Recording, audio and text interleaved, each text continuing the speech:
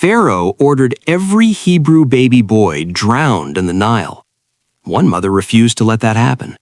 She built a tiny basket, waterproofed it, put her 3-month-old son inside, and floated him down the river. That baby was picked up by Pharaoh's own daughter and raised inside the palace of the man trying to kill him. His name was Moses. I want to start today with a question. Have you ever been in a situation where the odds were so completely against you that survival itself seemed like a miracle? Where the very system designed to destroy you was the thing that ended up protecting you? Because that is exactly how this story begins. The most powerful man in the ancient world had issued an order. Every Hebrew baby boy born in Egypt was to be thrown into the Nile and drowned. Not exiled, not enslaved, drowned. The Hebrew people had been slaves in Egypt for 400 years. Their population was growing. Pharaoh was afraid. And fear in the hands of unchecked power produces one thing: genocide. A Hebrew woman named Jochebed gave birth to a son. She looked at him, and she made a decision that would change the history of the world. She hid him for 3 months. When she could no longer hide him, she built a papyrus basket. She waterproofed it with tar and pitch. She placed her son inside. She carried him to the Nile, and she let him go. His sister Miriam watched from a distance to see what would happen. Pharaoh's daughter came to the river to bathe. She saw the basket among the reeds. She sent her attendant to get it. She opened it. The baby cried. And the daughter of the man who ordered this child's death felt compassion for him. "This is one of the Hebrew babies," she said. She kept him. She raised him as her own son. She named him Moses because, she said, "I drew him out of the water." The man Pharaoh tried to drown grew up eating at Pharaoh's table. God's sense of irony has always been extraordinary. Moses grows up inside the greatest empire on earth. He has everything: power, education, wealth, status. And one day he walks outside the palace and sees something that breaks him completely. And in one moment, in one decision, he destroys every advantage he has ever had. Moses grew up. He was educated in all the wisdom of Egypt, powerful in speech and action, a prince of the greatest empire on earth. But he knew who he was. He knew he was Hebrew. One day he went out to where his own people were and watched them in their hard labor. He saw an Egyptian beating a Hebrew, one of his own people. He looked around. He saw no one. And he struck the Egyptian down and hid him in the sand. The next day he went out again. He saw 2 Hebrews fighting. He said to the one who was in the wrong, "Why are you hitting your fellow Hebrew?" The man turned on Moses. "Who made you ruler and judge over us? Are you thinking of killing me as you killed the Egyptian?" Moses was afraid. He thought he had acted in secret. He had not. When Pharaoh heard it, he tried to kill Moses. The palace that had protected him from birth was now the most dangerous place in Egypt. Moses ran, from prince to fugitive, from the palace to the desert, in one day. He fled to a place called Midian, a wilderness, far from everything he had ever known. He sat down beside a well. He was 40 years old. Everything he had built his identity on, gone. But here's what you need to understand about this moment. Moses did not end up in the desert despite God's plan. He ended up in the desert as part of it, because the man who would stand before Pharaoh could not be the prince who came from the palace. He had to be someone the desert had made, and the desert takes a long time. Moses was 80 years old. 40 years had passed. 40 years of tending sheep in the wilderness. 40 years of silence. 40 years of obscurity. He was leading the flock to the far side of the wilderness. He came to Horeb, the mountain of God. And the angel of the Lord appeared to him in flames of fire from within a bush. Moses saw that though the bush was on fire, it did not burn up. "I will go over and see this strange sight," he said, "why the bush does not burn up." And when the Lord saw that he had turned aside to look, God called to him from within the bush, "Moses, Moses." He said, "Here I am." God said, "Do not come any closer. Take off your sandals, for the place where you were standing is holy ground. I am the God of your father, the God of Abraham, the God of Isaac, the God of Jacob." And Moses hid his face because he was afraid to look at God. And then God said something that Moses had perhaps stopped believing was still true.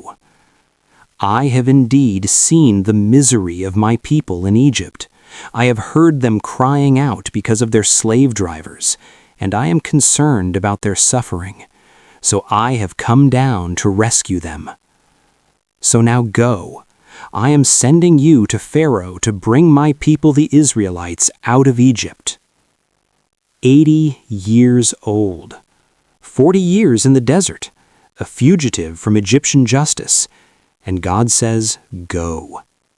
Moses said, "Who am I that I should go to Pharaoh and bring the Israelites out of Egypt?" And God said, "I will be with you." Not, "You were qualified," not, "You were talented," not, "You have what it takes." "I will be with you." That was the only answer given, and it was the only answer needed. Moses went back to Egypt. He took his brother Aaron. They went to Pharaoh, and they said, "This is what the Lord, the God of Israel, says, 'Let my people go.'" Pharaoh looked at them. "Who is the Lord that I should obey him and let Israel go? I do not know the Lord, and I will not let Israel go." He did not just refuse, he made things worse. He ordered the slave drivers, "You are no longer to supply the people with straw for making bricks. Let them go and gather their own straw, but require them to make the same number of bricks as before." Same quota, no supplies. The people turned on Moses. "You have made us obnoxious to Pharaoh. You have put a sword in their hand to kill us." Moses had come to rescue them and made their lives harder. This is always how liberation begins. Before it gets better, it gets worse. Moses went back to God. "Why have you brought trouble on this people? Why did you send me? Ever since I went to Pharaoh to speak in your name, he has brought trouble on this people, and you have not rescued your people at all." He was honest with God, completely honest. He did not dress it up. He brought the real complaint. And God said, "Now you will see what I will do to Pharaoh. Because of my mighty hand, he will let them go. Because of my mighty hand, he will drive them out of his country." The plagues were coming, 10 of them. And each one was not just a natural disaster. Each one was a direct confrontation with a specific Egyptian god. God was not just freeing slaves. He was dismantling an entire theological system, one plague at a time. God sends 10 plagues on Egypt. Water turns to blood.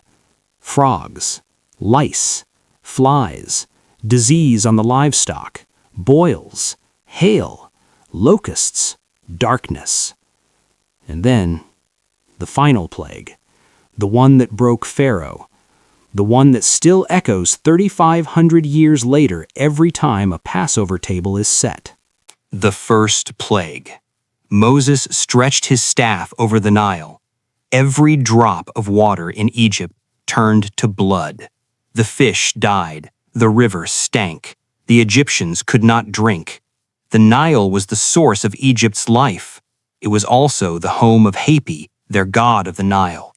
God turned their god to blood. Pharaoh hardened his heart. Frogs, millions of them, coming up from the river, into every house, into every bedroom, into every oven and kneading bowl, everywhere. Pharaoh called for Moses, "Pray to your Lord to take the frogs away, and I will let the people go." Moses prayed. The frogs died.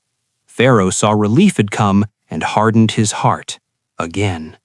Gnats, then flies, then disease that killed Egypt's livestock, every horse, donkey, camel, cattle, sheep, and goat.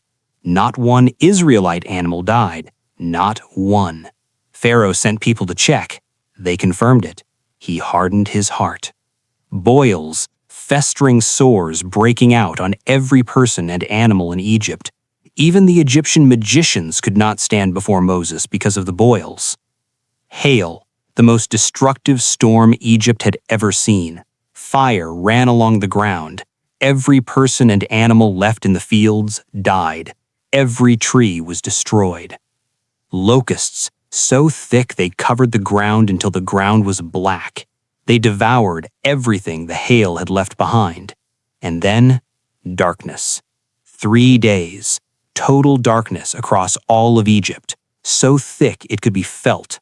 The sun god Ra, the god Pharaoh himself claimed to be, switched off for 3 days, and still Pharaoh would not let them go. So God told Moses, "There is one more plague. After that, he will not just let you go, he will drive you out." The 10th plague. At midnight, the firstborn son of every Egyptian family would die, from the firstborn of Pharaoh on his throne to the firstborn of the prisoner in the dungeon. But God made a way for the Israelites. He told Moses, "Take a lamb, slaughter it. Take the blood, put it on the door frames of your house.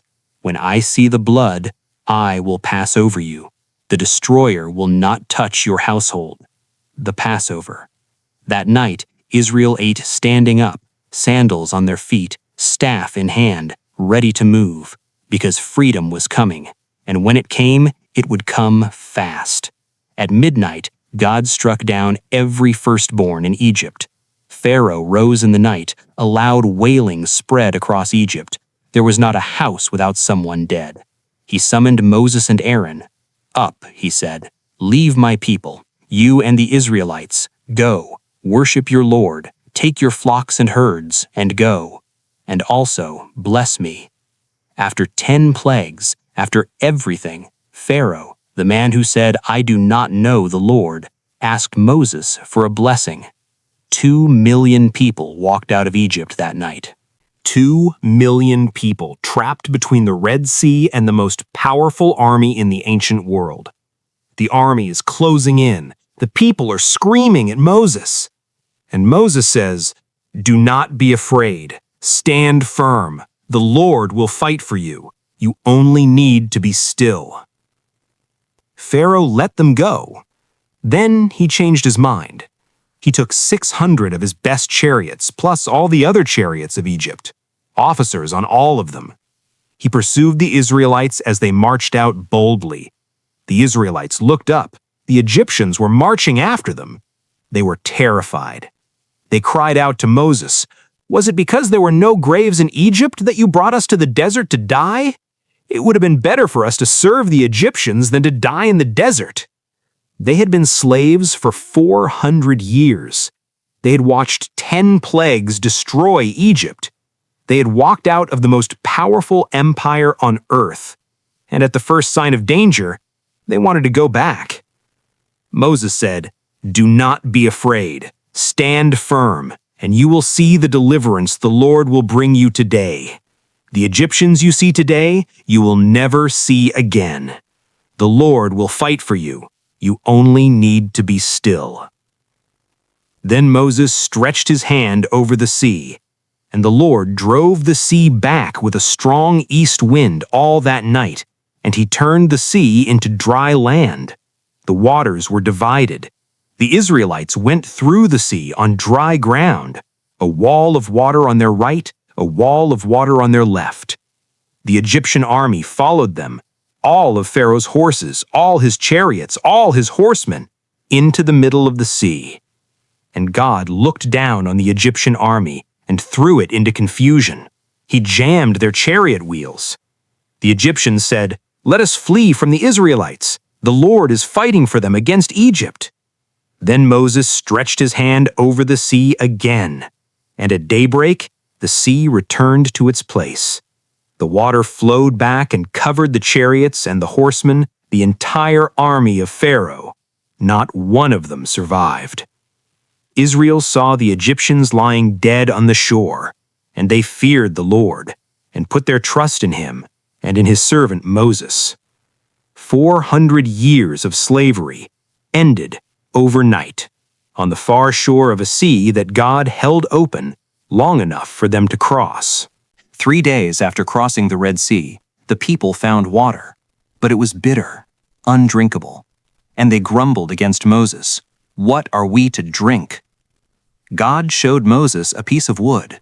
Moses threw it into the water. The water became sweet. 6 weeks after leaving Egypt, the whole community grumbled against Moses and Aaron. "If only we had died in Egypt. There we sat around pots of meat and ate all the food we wanted. But you have brought us out into this desert to starve this entire assembly to death." They had been slaves.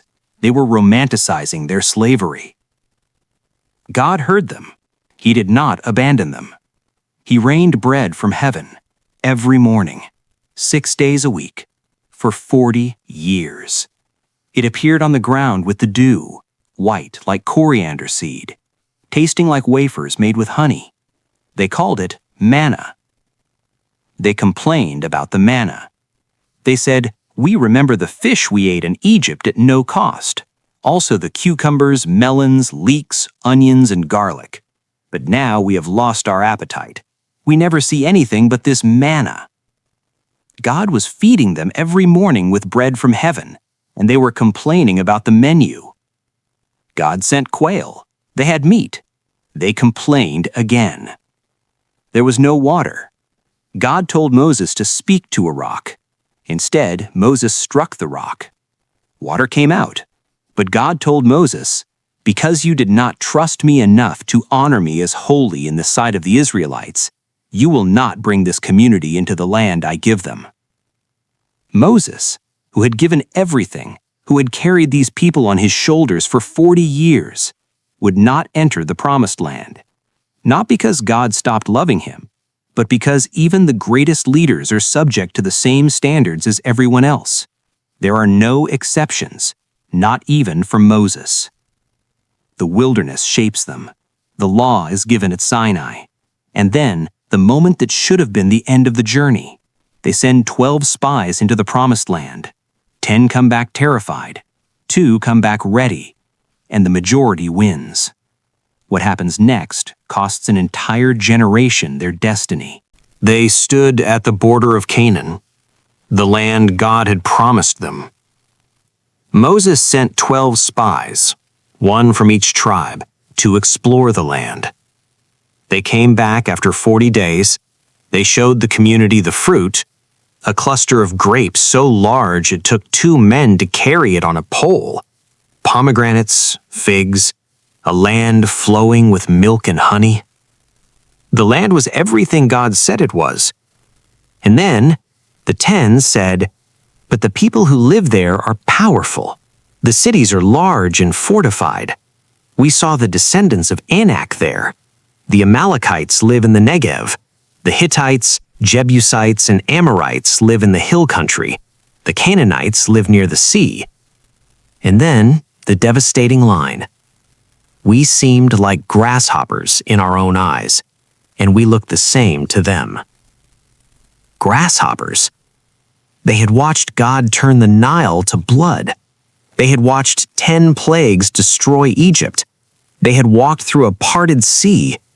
They had eaten bread that fell from the sky. And they still said, "We are grasshoppers." 2 men disagreed, Caleb and Joshua. Caleb silenced the crowd and said, "We should go up and take possession of the land. We can certainly do it." The community rejected them.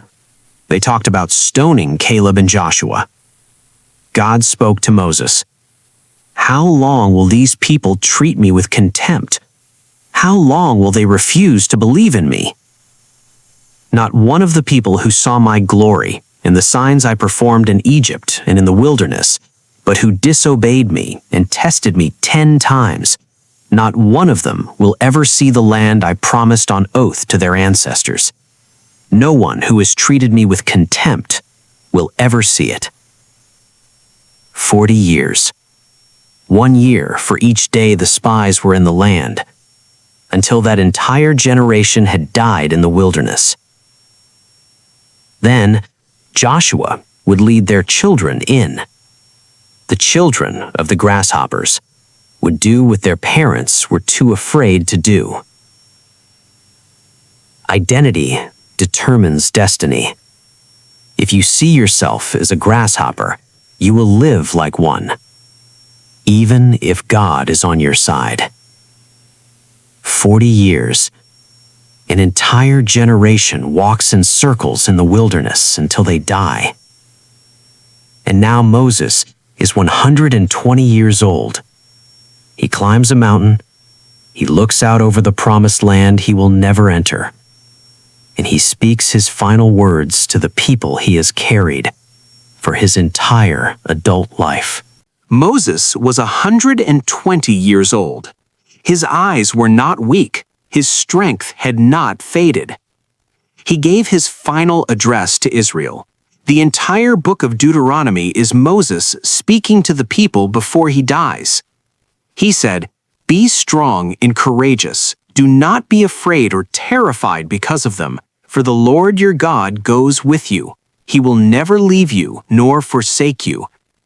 He commissioned Joshua. He wrote down the law. He taught them a song. He did everything he could to prepare the next generation for what he would not see. And then God said, "Go up to Mount Nebo. Look at Canaan, the land I am giving the Israelites as their own possession, and die on the mountain that you have climbed." Moses climbed the mountain. God showed him the whole land, from Gilead to Dan, all of Naphtali, the territory of Ephraim and Manasseh, all the land of Judah as far as the Mediterranean Sea, the Negev, the whole region from the valley of Jericho to Zoar. This is the land I promised on oath to Abraham, Isaac, and Jacob. I have let you see it with your eyes, but you will not cross over into it. And Moses died there, in Moab, as God had said.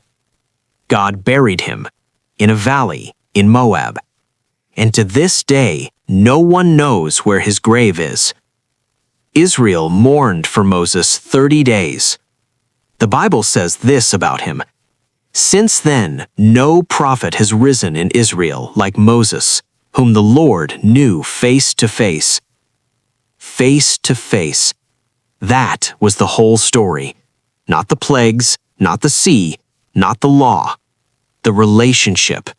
The man God knew face to face. Moses was not allowed to enter the Promised Land when he was alive. But 1,500 years later, he appeared on a mountain inside the Promised Land, talking with Jesus.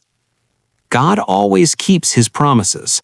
Sometimes he just keeps them in ways nobody expected. There's a moment in the New Testament that I believe was written specifically for Moses. Jesus took Peter, James, and John up a high mountain. There he was transfigured before them. His face shone like the sun.